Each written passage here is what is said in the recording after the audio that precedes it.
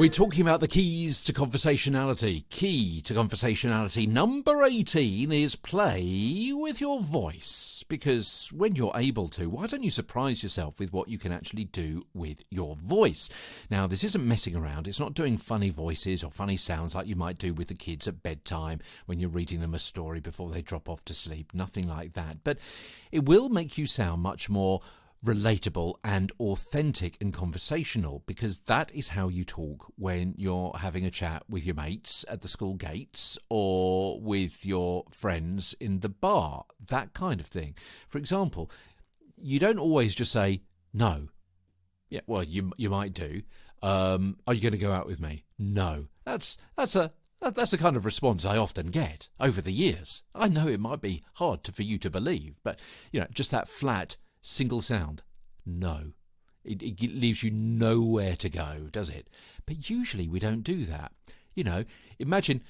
Imagine you're in a coffee shop and you're with a friend, and your friend said, I'll order for you, and you give the kind of coffee you want, and they say, do you want sprinkles on that? And you go, no.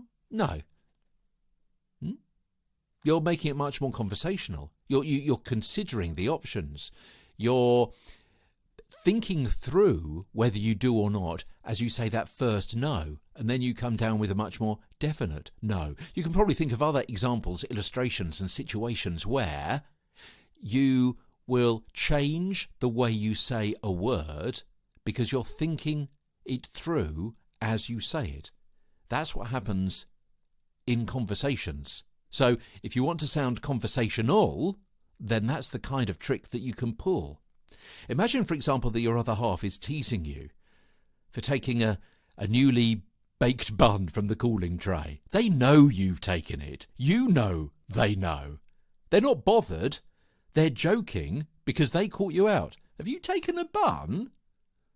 Yeah? You can see your other half, can't you? They kind of smile on their face, their head may be cocked to one side, maybe hands on hips, looking a little kind of pretend cross. Have you taken a bun? No, you reply, with a smile on your chops and a cake in your hand, halfway to your mouth. The turn on the word that is more than intonation, that helps make it natural and says more than the letters can by themselves.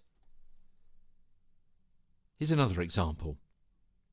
It's Donald Trump's last day as president. Well, his wife Melania has recorded a video message saying the country should pull together.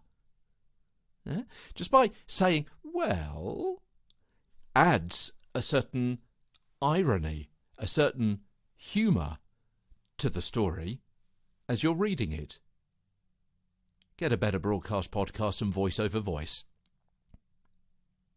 These short daily podcasts are explained in that title. From London, I'm Peter Stewart. Back tomorrow with more.